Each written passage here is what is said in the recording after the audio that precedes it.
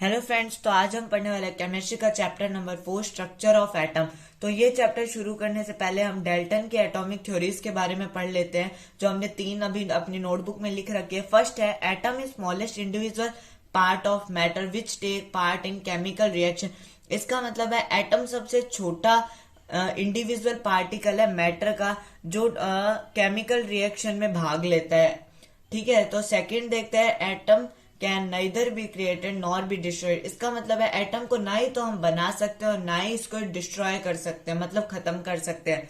Third देखते हैं atom of same element are similar in size mass, however atom of different element have different size and mass. इसका मतलब है जैसे हम हाइड्रोजन एक एलिमेंट है अपना 1 नंबर पे, इसका एटॉमिक नंबर 1 है, तो ये हाइड्रोजन 1 नंबर पे आता है। अगर अपन 2 हाइड्रोजन के एटम लेंगे तो उनका मास और साइज दोनों सेम होंगे, ये डाल्टन ने बताया था। और जैसे हम कोई और एलिमेंट लेते हैं जैसे हीलियम, तो हीलियम का साइज और मास के जो एटम का साइज और मास होगा वो दोनों का सेम होगा।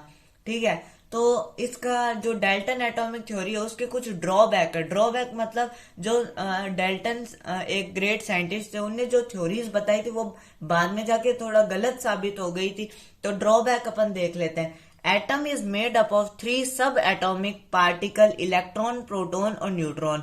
तो अपन ने जैसे ऊपर देखा कि एटम ही सबसे छोटा इंडिविजुअल पार्टिकल है किसी मैटर का। मतलब अगर अपन किसी मैटर को तोड़ते जाए तो लास्ट में कितना छोटा पार्टिकल आएगा, एटम, जिसको अपन तोड़ नहीं सकेंगे। ये बताया था डाल्टन ने। पर इसका ड्रॉबैक मतलब ये गलत साबित हो गया, क्योंकि एटम के अंदर भी इलेक्ट्रॉन, प्रोटॉन और न्यूट्रॉन्स होते हैं। इनको बोलते हैं सब एटॉमिक पार्टिकल्स। ठीक है, तो अब पहले अपन देखते हैं इलेक्ट्रॉन्स के बारे में। Electron discovered by J Thomson during cathode ray experiment. जो इलेक्ट्रॉन है उसकी डिस्कवरी की थी जे थॉमसन ने कैथोड रे एक्सपेरिमेंट से। ठीक है, second point, the absolute charge is 1.6 into 10 की पावर -19। मतलब जो इलेक्ट्रॉन का चार्ज होता है वो माइनस में होता है। इसका एब्सोल्यूट चार्ज, जैसे अपन एब्सोल्यूट मास निकालते तो अपन मल्टीप्लाई करते हैं 1.6605 इंटू 10 की पावर -24 से, वैसे एब्सोल्यूट चार्ज निकालने के लिए 1.6 इंटू 10 की पावर -19 करते हैं, तब इलेक्ट्रॉन का एब्सोल्यूट चार्ज निकलता है। अब अपन देखते हैं प्रोटॉन के बारे में। डिस्कवर्ड बाय ई गोल्डस्टेन इन 1886। तो प्रोटॉन की डिस्कवरी की थी ई गोल्डस्टेन ने इन 1886। Second point, the absolute charge is 1.6 into 10 की पावर -19। इसका भी एब्सोल्यूट चार्ज इलेक्ट्रॉन के जितना ही है, 1.6 इंटू 10 की पावर -19। थर्ड देखते हैं एब्सोल्यूट मास। अब अपन ने एब्सोल्यूट चार्ज तो देख लिया, अब प्रोटॉन का एब्सोल्यूट मास देखते हैं। प्रोटॉन का एब्सोल्यूट मास होता है 1.6 इंटू 10 की पावर -27 kg। तो अगर अपन को किसी भी मास, जैसे कोई भी अपने पास यू में है, जैसे अपन ने देखा था कि एटॉमिक मास को अपन यू में निकालते हैं, अगर अपन को उसको केजी में कन्वर्ट करना है तो अपन को 1.6 इंटू 10 की पावर -27 से मल्टीप्लाई करना पड़ेगा, तब वो केजी में कन्वर्ट हो जाएगा। अब देखते हैं, अपन ने इलेक्ट्रॉन देख लिया, प्रोटॉन देख लिया, अब देखते हैं न्यूट्रॉन क्या होता है। Neutron was discovered by James Chadwick. तो ये न्यूट्रॉन की जो डिस्कवरी की थी वो जेम्स चैडविक ने की थी। अब सेकंड पॉइंट है the absolute mass is 1.6 into 10 की पावर -27 kg। जैसे अपन ने प्रोटॉन को केजी में कन्वर्ट किया था, तब अपन ने किससे मल्टीप्लाई किया था, 1.6 इंटू 10 की पावर -27 से। अब अगर न्यूट्रॉन को भी केजी में कन्वर्ट करना है तो भी अपन 1.6 इंटू 10 की पावर -24 से मल्टीप्लाई करेंगे। तो अपन ने क्या क्या देख लिया, डाल्टन एटॉमिक थ्योरी देख ली और उसका ड्रॉबैक देख लिया, मतलब वो गलत साबित हो गई थी, वो देख लिया। इलेक्ट्रॉन के बारे में अपन ने पढ़ लिया, प्रोटॉन के बारे में पढ़ लिया और न्यूट्रॉन के बारे में पढ़ लिया। अब अपन आगे चलते हैं। ठीक है, तो आगे अपन देखते हैं शेल्स के बारे में। शेल्स, आप लोग पूछेंगे ये शेल्स क्या चीज होती है। शेल्स होती है, जैसे मैंने आगे ये मॉडल बना रखे हैं, जैसे ये जो बीच वाला जो आपको मैंने डार्क शेड कर रखा है, ये होता है न्यूक्लियस। ठीक है, इसके बाद में जो न्यूक्लियस के जस्ट बाद में जो सर्कल बना रखा है मैंने, ये होता है के शेल। तो अपन यहाँ पे लिख लेते हैं के। ठीक है, और उसके के बाद वाली शेल होती है एल शेल, एल के बाद होती है एम, एम के बाद होती है एन। तो ये अपन ने 4 शेल्स होती है। ये शेल्स एक बार मैं आपको बता रहा हूँ, बाद में इसके बारे में डीप में अपन बात करेंगे। तो ये हो गया न्यूक्लियस, ये के शेल, ये एल शेल, ये एम और ये एन शेल। ठीक है, तो अब इनकी कैपेसिटी देखते हैं। शेल नंबर, पहले नंबर देखते हैं। के शेल 1 नंबर पे आता है, अपन ने देखा के शेल जैसे अंदर से बाहर की तरफ चलेंगे तो के शेल आता है 1 नंबर पे, एल शेल आता है 2 नंबर पे, तो एल शेल देख लिया 2 नंबर पे क्योंकि के बाद आया तो 2 नंबर पे, एम शेल 3 नंबर पे, एन शेल 4 नंबर पे, ओ शेल 5 नंबर पे। तो अब इनकी कैपेसिटी देखते हैं कि मतलब इन शेल्स में अपन को इलेक्ट्रॉन्स रखने होते हैं उसके एटॉमिक नंबर के हिसाब से। तो अब इनकी कैपेसिटी देखते हैं। जो के शेल है ना वो 2 इलेक्ट्रॉन्स रख सकती है अपने अंदर। सेकेंड जो एल शेल है वो 8 इलेक्ट्रॉन्स रख सकती है। जो एम शेल है वो 18 इलेक्ट्रॉन रख सकती है। एन शेल 32 इलेक्ट्रॉन्स रख सकती है और ओ शेल 50 इलेक्ट्रॉन्स अपने इसकी कैपेसिटी है वो अपने अंदर रख सकते हैं। तो अब अपन को ये कैपेसिटी लर्न करने के, ऐसे रटने की जरूरत नहीं, क्योंकि एक फॉर्मूला है, formula to find capacity of shell. मतलब किसी भी शेल की कैपेसिटी को लर्न करने का एक फॉर्मूला होता है। फॉर्मूला है 2n²। तो 2 अपन ने लिख दिया। n मतलब है नंबर ऑफ शेल। जैसे k का अपन ने नंबर देखा 1, l का नंबर देखा 2, m का नंबर देखा 3, n का नंबर देखा 4, o का नंबर देखा 5। तो अपन के शेल के बारे में बात करते हैं। यहाँ पे मैंने लिख रखा है के शेल। तो देखते हैं अपन 2, n मतलब इसका नंबर, तो के शेल कितने नंबर पे आता है 1 नंबर पे, तो अपन ने 1 लिख दिया। अब 1 का स्क्वायर कितना होता है 1 होता है, और मल्टीप्लाई जब 2 से करेंगे तब आएगा 2 इलेक्ट्रॉन्स।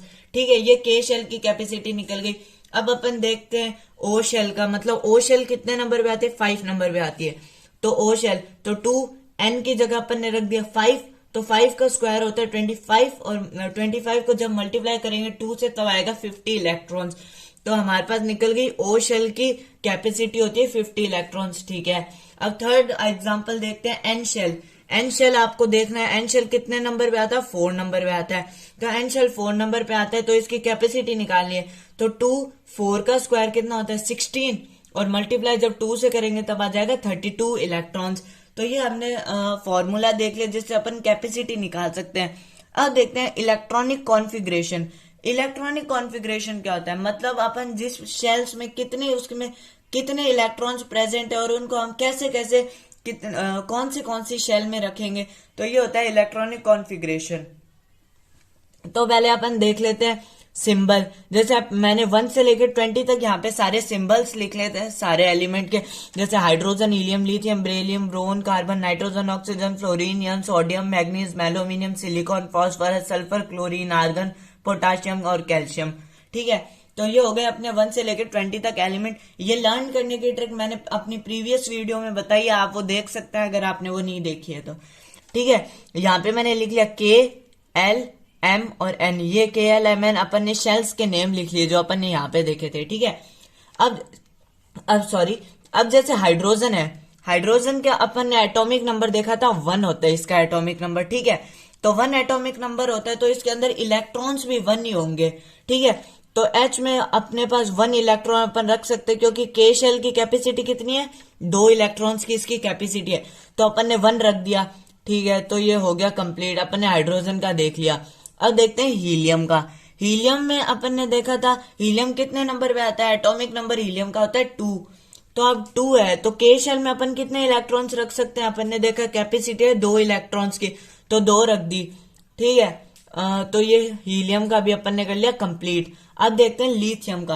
अब लिथियम का के 3 होता है एटॉमिक नंबर, तो मतलब इसके अंदर 3 इलेक्ट्रॉन्स प्रेजेंट है। तो के शेल में तो अपन 2 ही रख सकते, 3 तो रख नहीं सकते क्योंकि इसकी कैपेसिटी जब 2 इलेक्ट्रॉन्स के, तब अपन 3 कैसे रखेंगे। तो के शेल में अपन ने रख दिया 2 इलेक्ट्रॉन, तो 1 इलेक्ट्रॉन अपने पास बच गया, तो 1 इलेक्ट्रॉन अपन रख देंगे एल शेल में। तो 2,1 ये इसका हो गया इलेक्ट्रॉनिक कॉन्फ़िगरेशन। तो 2 के शेल में रख दिया और एल शेल में रख दिया अपन ने 1 इलेक्ट्रॉन। ठीक है, तो ये लिथियम का कंप्लीट हो गया। ऐसे ही अपन बेरिलियम का देखेंगे तो बेरिलियम आता है अपने पास 4 नंबर पे, के शेल में अपन ने रख दिया 2। ठीक है, एल शेल में रख देंगे 2 क्योंकि 2 तो हो गया। तो अब बचे कितने इलेक्ट्रॉन्स, जब 4 में से अगर अपन ने 2 रख दिए तो 2 इलेक्ट्रॉन्स बचे। तो के शेल में जब अपन ने 2 रख दिए तो 2 एल शेल में रख देंगे। तो ये इसका इलेक्ट्रॉनिक कॉन्फ़िगरेशन हो गया 2,2। अब देखते हैं 5th नंबर पे आता है अपना बोरोन। बोरोन का हो गया 2,3, क्योंकि 2 इलेक्ट्रॉन फर्स्ट शेल में 2 ही आ सकते, तो अब अपन ने 2 रख दिए। अब बाकी के इलेक्ट्रॉन बचेंगे वो अपन रख देंगे एल शेल में, तो 2 + 3 = 5, तो हो गए ना इलेक्ट्रॉन्स, इसमें इलेक्ट्रॉनिक कॉन्फ़िगरेशन हो गया इसका। ऐसे ही कार्बन का 2,4, नाइट्रोजन का 2,5, ऑक्सीजन का 2,6, फ्लोरीन का 2,7, नियॉन का 2,8। तो ये अपन ने 10 तक तो ये देख लिए। अब देखते हैं अपन 11 का, जैसे सोडियम का।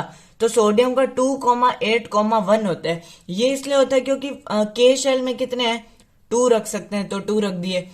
एल शेल में कितने रख सकते हैं, 8। अपन ने कैपेसिटी देखिए 8 इलेक्ट्रॉन्स की इसकी कैपेसिटी है, तो अपन ने 11 में जैसे एल शेल में अपन ने 8 इलेक्ट्रॉन्स इसके रख दिए, ठीक है, रख दिए।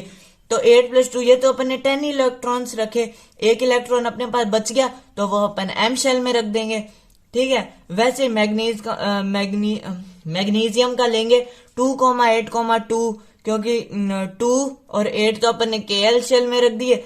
अब एम शेल में बाकी जितने बचे वो एम शेल में रख दिए।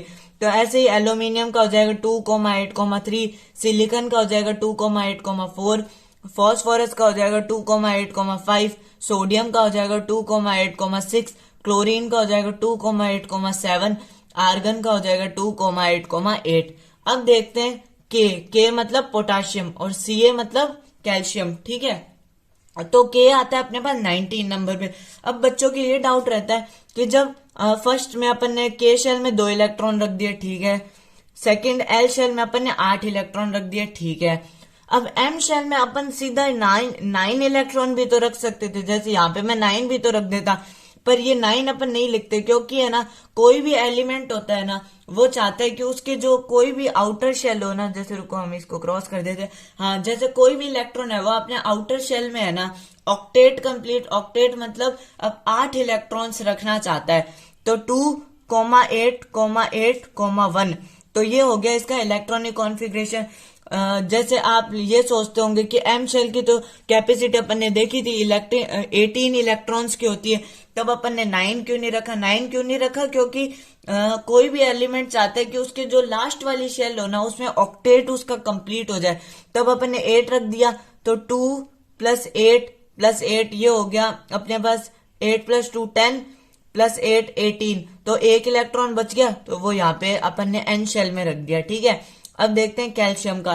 कैल्शियम का 2,8,8,2 होता है, तो जैसे 2 रख दिया के शेल में, ठीक है, एल शेल में 8 रख दिया, ठीक है। अब एम शेल में मैंने बताया तो कोई भी एलिमेंट अपने लास्ट शेल में कितने रखने की कोशिश करता है, मतलब चाहता है 8 रखना चाहता है, तो 8 इसमें रख दिए, तो 2,8,8 हो गया। अब बाकी इलेक्ट्रॉन्स कितने हो गए, ये तो 18 हो गए, 2 + 8 + 8 ये हो गए 18, तो 18 अब एन शेल में 2 बच गए ना, क्योंकि इसका एटॉमिक नंबर 20 है, तो 2 बच गए, तो वो अपन रख देंगे एन शेल में। तो ये हो गया इसका इलेक्ट्रॉनिक कॉन्फ़िगरेशन। तो ये अपन ने 1 से लेकर 20 तक सारे इलेक्ट्रॉनिक कॉन्फ़िगरेशन देख लिए। अब अपन देखते हैं कि स्ट्रक्चर ऑफ एटम। तो स्ट्रक्चर ऑफ एटम अपन कैसे बनाते हैं, इलेक्ट्रॉनिक कॉन्फ़िगरेशन को देख के स्ट्रक्चर ऑफ एटम बनाते हैं। जैसे अपन बना के देखते हैं, जैसे 20 नंबर का अपन है ना, 20 नंबर है अपने पास Ca, तो अपन Ca का बना के देखते हैं। मैंने ये मॉडल ऑलरेडी बना के रखे हैं ताकि वीडियो में अपना टाइम वेस्ट ना हो। जैसे अपन Ca का बनाते हैं, तो Ca का बनाने के मैंने जैसे यहाँ पे Ca लिख दिया, तो अपन ने देखा था Ca कितने नंबर पे आता है, Ca आता है अपने पास 20 नंबर पे, तो ठीक है 20 नंबर पे आ गया। अब इसका इलेक्ट्रॉनिक कॉन्फ़िगरेशन होगा 2,8,8,2, 2 + 8 10 + 8 18 + 2 20। तो मैंने अभी आपको बताया कि वो लास्ट शेल में 8 रखने की कोशिश करता है, ठीक है। तो 2,8,8,2 हो गया।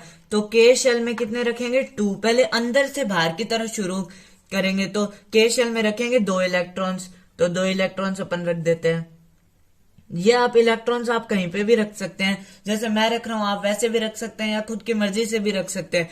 अब अपन को एल शेल में रखने हैं 8 इलेक्ट्रॉन्स, तो 8 इलेक्ट्रॉन्स रखने के लिए अपन 8 इलेक्ट्रॉन्स एल शेल में रख देते हैं।